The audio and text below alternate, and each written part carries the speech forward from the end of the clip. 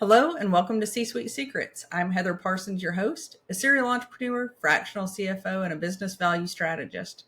I've spent years juggling business and family life while helping entrepreneurs scale, optimize cash flow, and build real financial success.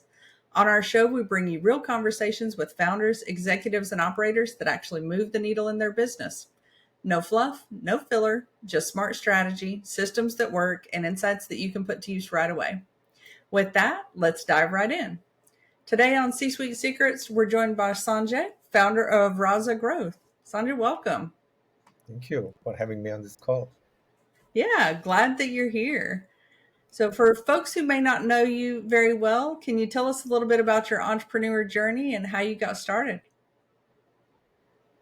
My whole journey is the last 20 years. I've been more focused on building new businesses in the emerging technology space. Good early portion of it has been with the large tech companies, IBM, HP, Oracle, Computer Associates. And then the last 10 years, I wanted to get back into the startups.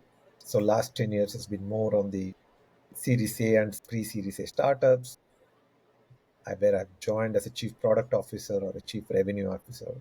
In all of these things, it's all about driving growth and driving market adoption. And my background prior to these last 20 years has been in the system software engineer during the good old boom in the Silicon Valley in the late 90s. So working for Sun Microsystems. So that's where I started my career as an engineer. But at this stage in my life, I did not want to be a coder, but rather a person who thinks the systems at a bigger picture and to drive growth. So I would call myself more of a systems thinker to drive growth and bring change. I love that. Driving that growth and making change is huge for business, big and small. So, I'd love to hear a little bit about your thoughts on what you're seeing in the businesses that you work with. What are some of the main changes that they're trying to make as they evolve with all the changing times that we have with AI and business growth and a crazy economy and all the things? I think it's all comes back to the basics. I used to teach a class at an MBA program, and the first video I show is that of Bill Gates talking in, I think, early 2000s on a CNN interview with Donny Deutsch. It's a three-part episode, very interesting. But he made, and Donny asked Bill Gates, look, you've been a successful entrepreneur, you grow the revenue. You would have been a great, if you had gone into hot dog business, you would have built the biggest hot dog business. So then he wanted to ask them, and he says, he didn't take that well, but he was right. He says, business is common sense. He says, architecture is tough because he comes from a software. So that kind of, it's really true. But that kind of also validates the current age where we are in, where engineers are paid enormous amount of salaries. Just take the current, how much money Facebook or Meta is paying to get the AI engineers for millions, like billions, I don't know, crazy amounts. So, but business is common sense, and that is where I think a lot of people miss it. So I would highlight two parts to that. One is, I, I'm astounded or perplexed that even some well-funded companies, they don't look from the market and customer perspective. Really need to understand the customer and the market. That's why you are in business, because you're serving a market. And the second is about leadership, right? Many times business grows just because of the hustling mentality of the CEO or the founder and a couple of people. But that takes you certain distance, which is very important, right? That you CEOs, business people succeed because of their hustling mentality. But there comes a time that you cannot be everywhere. How can you lead the leaders is the second part where I have observed. And that's not an easy, it's an art than a science. It's not just delegating. So I think those are the two topics that I observe. And right now, just to touch upon the current age we are in, I've seen the late 90s web boom. I used to work for Sun Microsystems, which is like the darling of the Wall Street at that time. And that has disrupted so many industries. And of course, we got mobile, cloud, but they're not the same level as the web in the late 80s. But Gen AI is the next big wave, I would say, after 20 years. It is going to disrupt the way we were. the economy, everything. Mobile did have an impact, but this Gen AI is a massive, and that's the reason I've gone back to coding now after 20 years to really understand what is under the hood, not at a cursory level, just using ChatGPT. I'm understanding how large language models are built. I spent a lot of time at Stanford to associate with people, what research they are doing. So it's exciting times that way, but I would say the new change and the old guard is just know your customer and leadership. I love that. I work a lot with founders on very similar things, just from a different perspective. So, whenever I think about how we run a business, one of the things you mentioned is key for me. And I'd love to dive a little bit more into that. And it's about knowing your customer and knowing your market, right? So, in order to have a viable product, we really have to deliver some sort of value that the client needs. It's not about, okay, I have the latest and greatest AI product, but it doesn't really solve a need. It's really about how do we solve a need for our customers and clients. So I'd love to hear a little bit more about your perspective on that and how you all are leaning in to help these entrepreneurs figure some of this out. Uh, you hit the main question why businesses exist, right? It Right. is not to sell your product, it is to solve a problem for a customer, right? So customers are not buying a product rather, they're buying a solution. So lot of time businesses, tech and non-tech, even services, right? At the end of the day, they're trying to solve a problem in so many ways, whether it is people-based services or products. So you really need to understand what is that impact that customer is trying to get. That's very important, and that has implication in so many ways, right? What should be your marketing, right? What should be your pricing, for example? We'll talk a little bit about Ooh. that. Pricing as well. People think pricing is a finance job. Many of times it is not, right? You really, because you leave a lot of money on the table, or you are overpricing if you don't understand the customer. So we'll tackle from both the sides. So whenever, even at the companies where I have large companies where I have led new business incubation and at startups, and whenever join a group, sometimes the activities are already in motion. I've not gone at a zero stage. I have been, but even then you need to talk to customer. So many times I just got on the sales call. The first 30 days I can sit with engineers and understand the technology. So I do the two parallel activities. I'm talking to the CTOs and engineers. I have a strong engineering background, so I can understand what is happening very quickly, any part of technology. So I understand what they are trying to build. Then I sit on sales calls, not as somebody judging the sales guys, because I want to help them win the deal, being part of that. But you lead it, I'm not leading it. So then I see how sales guys are positioning it. What are they talking to customers? Are they good listeners? Okay. Now, I got a trainer for when I was leading channel enablement at IBM for a product. I got a sales trainer. He asked a question to the audience: what is the difference between a marketing guy and a sales guy? So think about it for a second. Okay. Do you want to answer that, or should I answer? What do I'd you think? love to hear your answer to that. Uh, so very interesting, right? You pause, right? He said sales guys are good listeners. They listen more, talk less. Marketing guys talk more, listen less. Not in a negative, they need to, because their job is to communicate, but they need to listen at some point. They do get provide inputs. So the point is that we need to listen to the customers. I'll tell you what is the implication. I'll give an example is better. I was the chief product officer at Diffusion Data. They used to be called Push Technology. I get on a sales call. Sales guy did a fantastic job. New sales head of sales.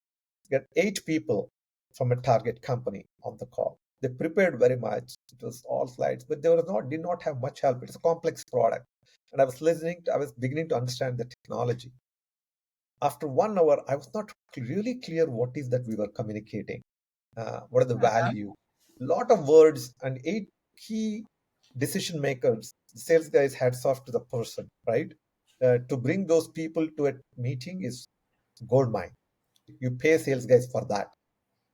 Now, after that, they need to be helped more by the product and the rest of the company. But at the end of the day, they said, end of the call, they mentioned, oh, we'll get back to you. And the proverbial we'll get back to you. Because I did not know what is the next step that they should take. And that Right. was because I was not clear, and I did not understand how they were positioning. I was beginning of the product. And then I took it upon myself. Look, this is a serious problem in the company, right? I spent a lot of time with the CTO, and then the product used to be called API management at that time, and the messaging would change every year. Then I had to. This is where my background in mergers and acquisitions, building the business case, and I worked with the former consultants from McKinsey at HP. Really, that kind of thinking brought me as I understood the engineering technology, and I changed the positioning. I called you are a platform to consume, transfer, and deliver data precisely at the edge. And that was consume, transform, and deliver. That's what we do. And we had a tagline. And in fact, the tagline was given by a customer when I Ooh. explained. So, customer, oh, you guys are Apache Kafka on steroids. Apache Kafka is a well-known product, but you are that product, but on steroids. That is slow. And when I explained it in detail, and that is what marketers are supposed to do, right? Relate. But do marketers have this level of technical depth to understand, to come up with that, right? And so this is the challenge. I'm not saying I have an answer, but this is the conundrum. That is why you need people with customer savvy, technology savvy. That is the kind of environment you need to create. Many a times, not everybody can have all the skills, but you need to bring the team together. So Apache Kafka on steroids. Now look, that one word would tell a target audience, oh, I need to put you in the security group, database group, or application group, whichever it is, right? Very clear. And that particular sales call, customers did not know. 8 people, right? It's a lost opportunity. But now the positioning has not changed in 5 years. The company is still taking the same posture, consume, transform. And what it also did was the roadmap for product. Let's take from a product perspective. That means you have consume, what all can we do in consumption? And this is where engineers do not know or developers do not know how the product is used. When I asked, how is data getting into your platform? On one of the answers, this is where engineers are, they don't really have a broader perspective because they are so much in the code. Say, oh, we don't care where the data comes from. That's a problem. Yeah, of course it is agnostic, but the point is customer cares. How do you bring Right. data into your platform? So we started adding a lot of features like gateway and so many concepts to make it easy for customers to bring the data onto our platform. That is where it is important. You create hooks or connections to. So this is kind of a high level, right? This is where you need to really understand customer. It's not a product. Customers are buying a solution. You got to listen to the customer. I think that's great, and a couple of things that you said there as well. So, looking at that marketing and positioning, I hear a couple of different things just to reiterate for our listeners. Keep it simple. Don't make it complicated. Nobody needs word salad. You know, I think the more simple we are in our messaging, the more people can relate and understand. So, anytime I'm looking at marketing, I try to make it okay. I'll run it through an AI tool and say, all right, make it at the eighth grade level. We're in business. I don't need to go much below that. But if I simplify it to that level, number one, it means that I totally understand my product and what I offer. It also means that I'm communicating in a way that's easy for people to understand, because I think what a lot of entrepreneurs get in trouble with is they communicate in a way that they understand. I don't need to communicate to other accountants. I need to communicate to folks who are like, man, I am tired of doing this accounting work. I am tired of doing this technology work. We want to talk to them in a way that they understand so that they know that we're here to solve those problems. So, absolutely love what you're talking about. I will add one thing for your viewers, listeners. Have you read the book Pitch Anything by Oren Claff? I have not. I'll It's a have to add very it to good my book. list. It's a good, but I'll highlight one aspect that he makes it more explicit. The concept of a crocodile brain and a neocortex. So Okay. we are bombarded by a lot of information, and this is the same guidance I give to some of my clients who are doing inside sales outreach, right? When you send an email, I asked one of the clients, the CEO, what do you do in the first morning when you get an email? He says, first few minutes, I look at what are all the emails I need to delete. right? You get a lot of Yep. spam outreach, right? Everybody says, you just delete that. That means that's the crocodile brain talking. It is being evolved over millions. Neocortex is a newer brain that is evolved, that does the in-depth analysis. The first thing is you want to avoid everything that doesn't need your attention. Delete the email. And that's exactly what happens when you pitch as well. The moment you scare people, oh my God, this is something complicated, I don't, they shut off and they'll start checking their email. That Orenclaff does an amazing job of describing what it takes to pitch. He tells it in the context of fundraising as a VC or winning a deal, but it can be applied to so. So the New York, once you have filtered all the things that you don't need to pay attention, then you figure out which are the ones you need to do deeper analysis. That requires a lot of brain power, and you will do only for a small subject that really connects with you. So I think that is a key thing we all need to keep, not only in sales angle, when in any communication, to grab an attention. Keep it simple, as you said, right? Eighth grader. That is to make sure that you get through the filter and you bring that into their consideration set to review further. I think that's super smart, because especially for busy entrepreneurs, and I know this is the same if you're working at a large corporation or doing other things, you get so many emails and so many decisions and so many tasks a day. At some point, you have to draw the line. Yep. So, as communicators, that's something that we definitely need to keep in mind. I also really liked what you were talking about with the gate, introducing the gateway. I don't know many business owners who haven't had an IT project that's gone wrong. Whether it's okay, we can take all of your data, you can, but it's going to take me like 5 weeks and 15 people to make that work, but it's like getting very simple and clear on what does that involve. I really like that methodology and I like that approach, and also coming right back around to listening to the customer. Yep. So for CEOs and entrepreneurs who may not be as well versed in that side of things, what are a couple things they can start with right now to get a better understanding of their customer and maybe be a better leader? The two parts here: how to understand the customer and how to be a leader. Maybe we'll address the first part and then we'll talk about leadership. And after we discuss this, like, I think your input also will be very valuable because you work with so many clients. So knowing your customer is actually there should be a shift in a person's mindset. So the mindset of servitude, that you are here to serve the customer, add value, not to make money. Okay. money Yes. money, you make money, you have to make money profitably, get the biggest value return. As we'll talk about pricing in this context as well. Okay. Pricing is not just a finance job, you really need to understand. Now, what is understanding? There's all concept of a day in the life of a customer. And Clayton Christensen, who is a Harvard professor who has written the book on innovation, right? I forgot the title. There's a book on innovation. And he has termed a coin called jobs to be done. You Okay. understand what jobs customers are doing. There's a whole paper and book written on it, jobs to be done. So customers are doing a set of jobs. Really understand what are they doing. I'll tell you in the context of one client. Always storytelling better resonates better rather than theoretical context.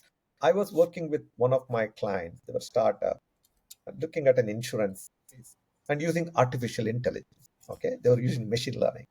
So the engineers have the hunger to hit the bullseye, right? So the scenario was they would take all the claims and they want to figure out, analyze all of them, what is the deductible to be deducted and how much to pay, the claims that come in. So Right. that takes, and so there is apparently a business where a customer claims, so they miss deductibles. So, which I was surprised, by the way, how can insurance guys miss a deductible? They first charge a deductible.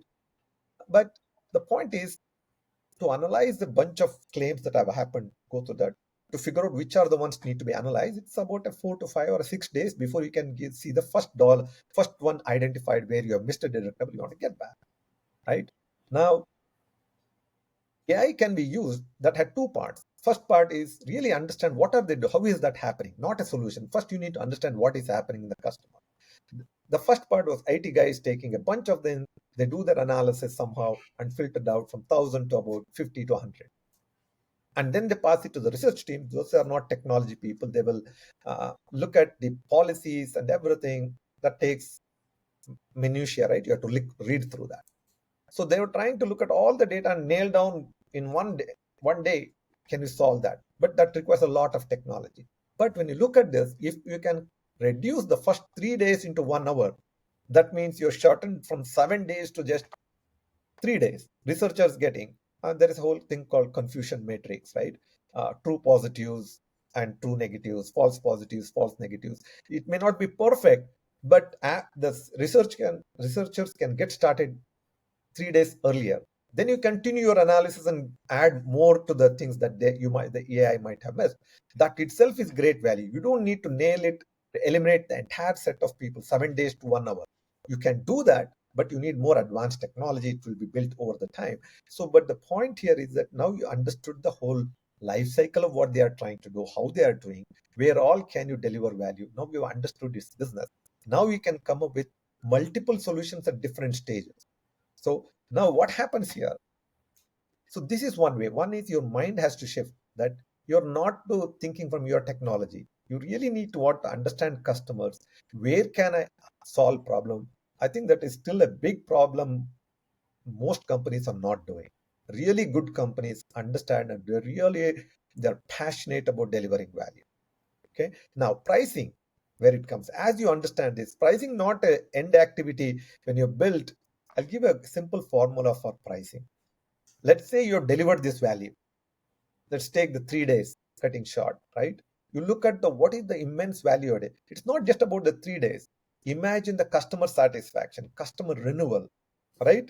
Oh my God, Right. this guy start. No, it's not about the 3 days. Somebody can finance guy say you reduce 3 days. How many people were there? You can do that match. But the real value you're delivering is much more than. Let's take that number as 100%, 100. But customer also may not realize this is where marketing comes into the picture. Deliver the problem, sell the bigger problem. So if you're delivering $100 of value and customer thinks that you're only delivering $70 of value, then you have a problem, Right. Exactly. Yes. right? Very So much so. And I think as we continue in business, it's figuring out, okay, what do they actually need? Can I deliver it? Do I know somebody else who can deliver it? And then how do I maneuver those clients through my pipeline, right? So listening to other books, it's a lot about, do I have an offer for somebody who may not need my full suite of services? Can I still help them? Maybe I have an upsell offer. Maybe I have, just my entry level offer, and figuring out where does that plug into their problems and their process. yeah, that's exactly. I mean, look at this problem here. You're delivering $100 of value and customer thinks you're only delivering 70. What that means, it trickles down, right? Don't need to get to the whole pricing strategy, Yep. but the point is you're going to get a portion of the $70. Customer's not going to transfer all the savings. Okay, let's split 50-50. Let's say I'm just making hypothetical. So that means you're leaving $35. What if customer realized that he was getting $100 value? He would have been willing to give you $50. So you lost $15 on the left money on the table, right?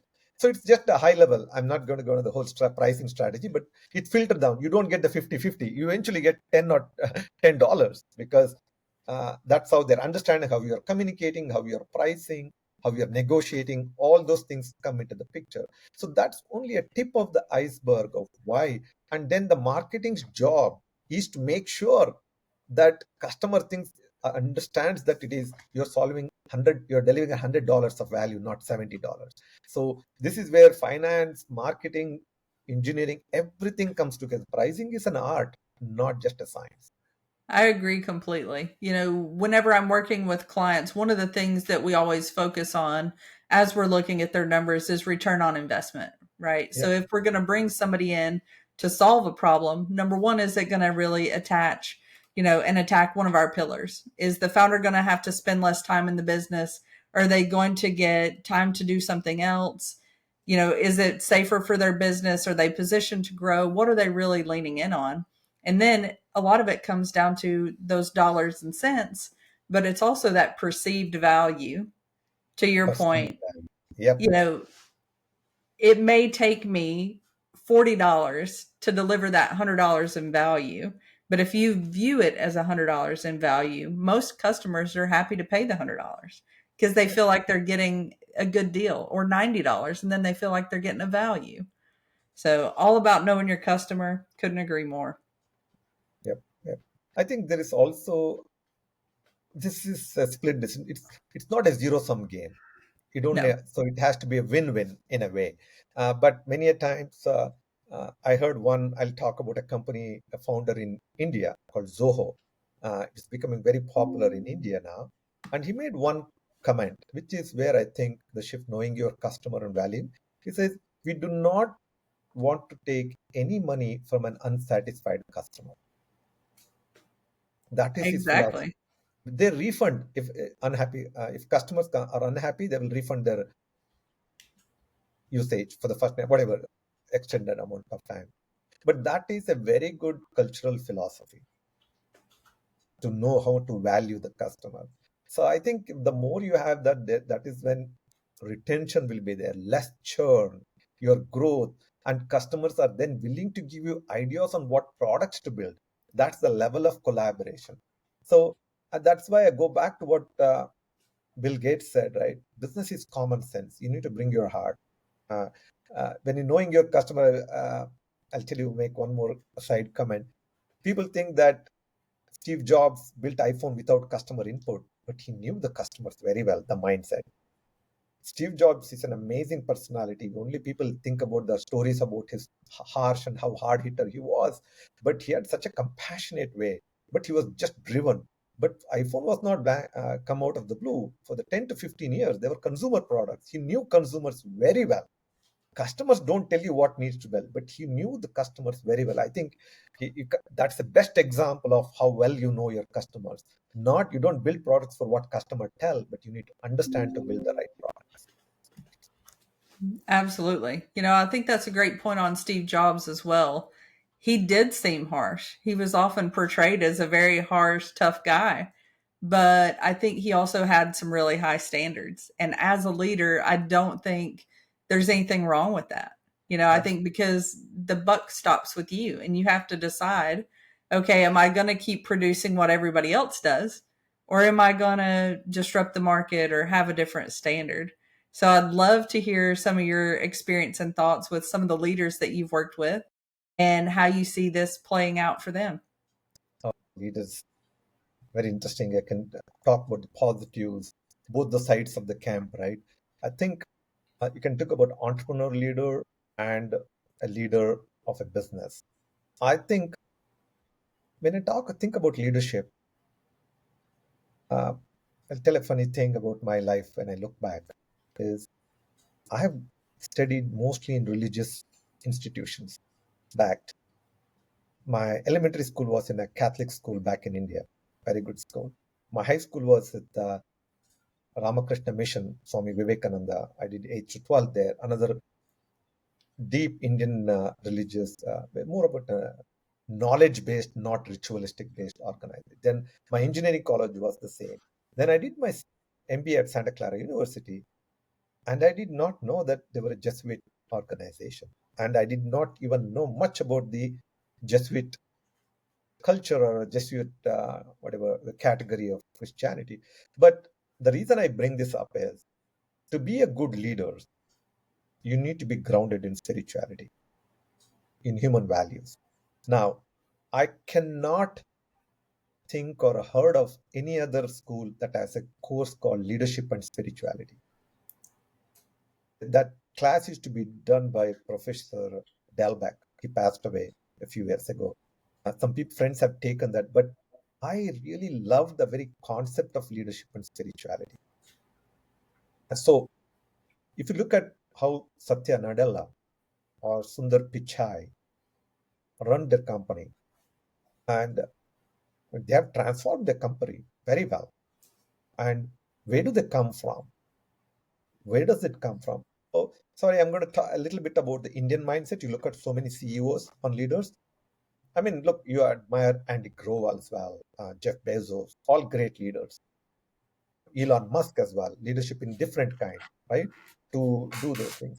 But I want to emphasize a little bit more on the human side of leadership that Sundar Pichai and Satya Nadella bring to that. That is, if you look at India in general, right, we don't have a very formal way of communicating the Indian scriptures, for example, but the concepts are there in daily life, in everything. So I look at how they look at life is very different, I would say. Now, Satya Nadella himself, he has written a book called Hit Refresh. He goes through his own challenges in personal life, and that has made him become, he admits his own folly when his first kid was had developmental challenges, and his wife was all about taking care of the kid when we born. She was worried about his life coming down, a sky falling on him. Then he said, the person who is suffering the most is the kid who needs help. And here is the mother who is taking care of everything, forgetting everything. And here I am drooping. What has happened? Nothing has happened to me. That's how well he portrays. The kid could not swallow, he had some problem. But the point is, he was worried about himself, the Right. castle he had created. But here is a mother, right? Mother forgot everything. I need to take care of my baby. And that probably is the core of who Satya Nadella is when he deals with life. So the point here is that you can think about Elon Musk, and I mean, you look at Steve Jobs. He has done a lot of self-reflection about his questions are amazing about life, not just about this. If you look at some of the discussions he has on the next voice, he's sitting on the ground, everybody's sitting on the couch, he's asking a lot of questions as a student. But he was hard driving guy. But at the core, I do believe Steve Jobs was a great human being. Look at what he suggested people, what books to be given. He gave away 3 books. One is the autobiography of a yogi, and he gave a couple of other books. So, to be a great leader, you need to be grounded in human values, I would say. But that's probably the fundamental aspect of leadership. Along with that, you need to have business acumen, leadership. So, I've written a latest blog, not to promote that, because as I'm talking to some leaders, right? That's at a concept at a higher, bigger level. And one of my clients, I'm very particular about who I work with. I say no a lot more. Okay. Because at the end of the day, I take these concepts in, I'm applying. I say most of the time for the client. Because if you're not aligned, then you will stop the engagement in 2 to 3 months. That's a bad energy. Like Zoho founder, I said, I do not want to take any money from an unsatisfied customer. I kind of have that philosophy as well. So I say no most of the time. But this particular CEO is an amazing personality, but he needs help. Hustler to have grown that. Now, how do you groom your people? He has brought in a lot of leaders and give them empowerment. That is not leadership. That is Yep. abdication. Blindly delegating is not the right answer. So, when it comes to the nuts and bolts of leadership, is I totally believe in situational leadership. That means if a leader, one of your general managers, has 7 tasks, there are 3 tasks he's exceptionally good, very good. But there's one task which is pushing beyond his capabilities. Then he needs more coaching advice. So, so the situational thing has a 4 quadrant. Everything has 4 quadrants, right? X and Y axis. There's capability and commitment. Low capability, low commitment. You should have hired them, but you try to groom them, right? But high capability, high commitment, low capability. This guy wants to learn, but then you can coach them and groom them. But low capability and low skill level or commitment, then you need to micromanage them to get work done, right? Yeah. Depending on the task as well. Look, I'm paying your salary. You don't have commitment. You don't have the skills. I'm better going to manage you. There is nothing wrong in micromanaging for a certain. But high capable, high commitment, you don't want to get in their way. You're only asking there, how can I help you, right? So And that's what we situation, want. that's where you want to move everybody to be. But we all have developments, right? I'm learning even now as a leader, I'm taking my weekends are gone in artificial intelligence. But if I'm working on something artificial intelligence, I need somebody to help me. I'm not ready. But business growth, pricing, all of those things, I can be. So there are certain areas I'm in different, each of my tasks I'm in different quadrants. So I need to be managed better, right? You will always have a CEO. Even if you're a CEO, you report to the board. Board needs somebody else, right? Board needs other guidance. So I think situational leadership is one. And one of the things that I've experienced in life that has tremendous impact is, have you heard of a design firm called IDEO in Palo I don't Alto? think I have. It got acquired by a Japanese firm, very well known. Now design has become commodity. Every company has to have designers, software, but design is how you look at a problem, not just about architecture or drawing. But they have something called 7 rules of brainstorming. We implemented that in an engineering team very well. That brings discussions out on the table. I'll give you a simple question, simple way of communicating is, you do not judge when you're brainstorming. Don't criticize an idea at all when they are brought up. You can only ask clarifying questions and go visual, write it on the board. And what happens is, when somebody has been heard and somebody listens to that, ask clarify, where are you coming from? What do you mean by that word? Then somebody else builds on that idea, comes with a different idea, morph. Then the person who has heard says, look, they built on it. They're really happy. They're happy. They're not that he stole it. It's built upon it. After that, I've seen that in many, many situations over the past 20 years. Finally, you'll say, let's pick the 3 ideas for further discussion. Nobody's batting for their idea. The best ideas get picked because you've been heard, your idea is not criticized, heard, and then if it is a bad idea, they later realize when somebody else comes with new idea, that was not a great idea. They don't feel offended. So you need to be heard. Don't criticize. I think there's a whole article written. I have it on my blog as well. So situational leadership, all of these come into picture. And again, coaching. I want to highlight. There's another book called $1 Trillion Coach. Uh, Bill Campbell has been the coach for Jeff Bezos, Andy Grove, Steve Jobs, everybody. Has written amazing. So one of the roles of a leader is to be a good coach. So that is another aspect. So, but at the end of it, at the fundamental level, is the human values are very important. Even whether it is Christian, Hindu, Buddhist, Muslim, whatever, you understand the spiritual concept and the human values are very important. That's what makes uh, a great leader.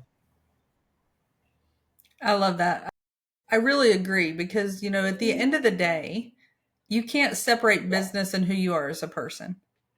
And having those values is super important because at the end of the day, you also not only have a fiduciary responsibility, but you're really shaping and in charge of a lot of lives. Yeah, Somebody's children going to college, it can be all of these things. And if you don't keep those things in the forefront of your mind, it's hard to be a good leader. It's not just about you. absolutely. Totally agree with you. You said it very well. Love talking about leadership, love talking about, how to be more of a servant leader to, and not to any religion's better or worse than any other, but I think having those core values like you're talking about is huge. I think having that as a person and knowing where you need to grow is also a big fundamental step. And that's why, as we're working with clients, we talk a little bit with the CEO about where they are as a leader, but we also want to do similar analysis on the business. Yeah, Is it structured? Are you set up in the right ways to really be able to get where you want to go? And I think as people, we have to do the same hard look yeah, and say, am I, as a leader, the person who is right to take my company to 10 or 15 or $50 million?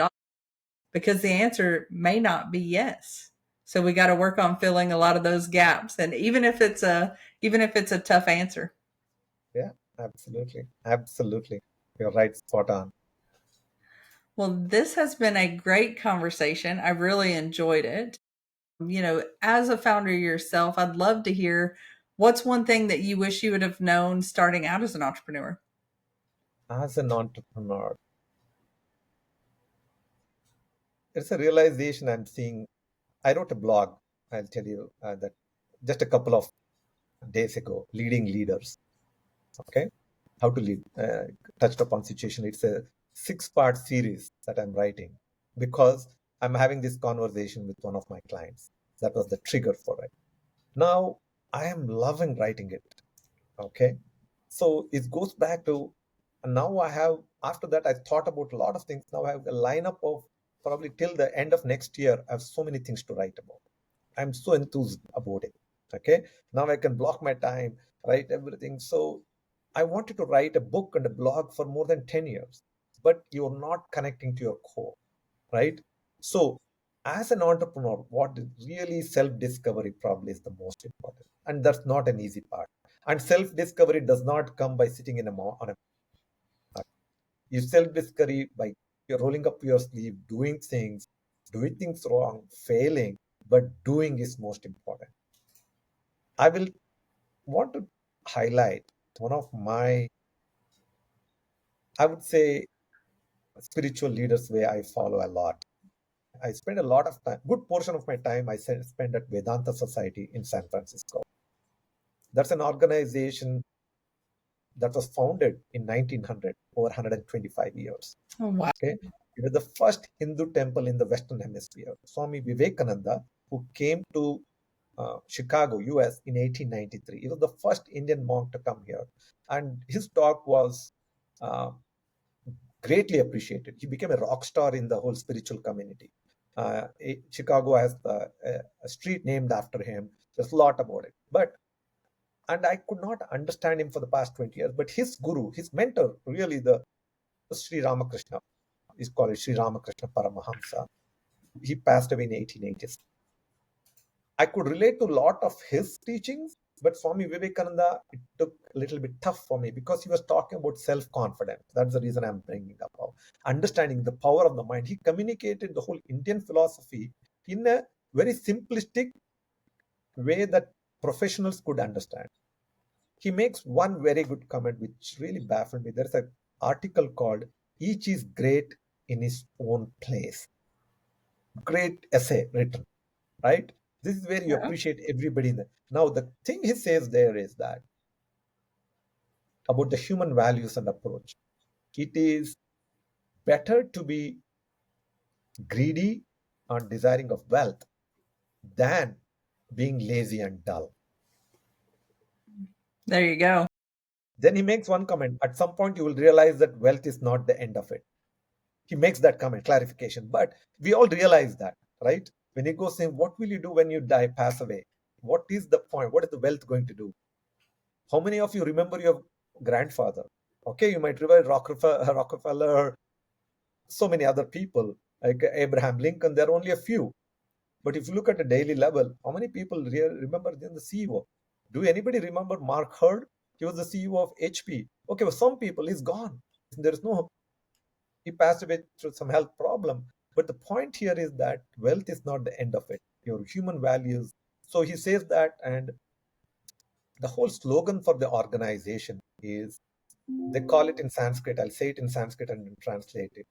Atmano mokshartam jagat hitayacha. That's in Sanskrit. It's kind of a Latin known Indian. That Hmm. means for self-realization and betterment of the world. Ooh, I like that. I think that is a fantastic way to look at things. You know, I love one of the things that you touched on, and I just want to talk about it for one more second. Realizing that wealth is not the end game. You Yeah, know, as people begin to grow their business and they have more money, at some point you realize that things like time and relationships and all of this other stuff is equally as important. And I think as entrepreneurs, figuring out how we're going to give back is also a big part of our business. Being able to be a giver and not just take from society, but have a cause that you're passionate about. So on my vision board, I have a few of those on there. So as we grow, we do more there as well. Because I think, rising waters raise all ships. Truly believe that. And as entrepreneurs, we have some responsibility there. wonderful. I'll tell you, there are no coincidences in life. One of my favorite books that got me on the spiritual path is The Alchemist. Okay. Wonderful book. Wonderful book. There is, I think I would, and there is another book called Many Lives, Many Masters by Brian Weiss, that written by a Catholic psychologist or a psychiatrist who discovers past life regression. A very interesting book. That's the core of Indian mindset. We all think about rebirth. That means, why am I rich? And there are no coincidences. The reason I bring all of this is the first call we had, I kind of connected with you, the authenticity with which you are doing your podcast. So I have thoroughly enjoyed this conversation because there is some synergy or a wavelength match. And when you attract the people of your kind, what happens in your mental conversation, you come across such incidents, such people.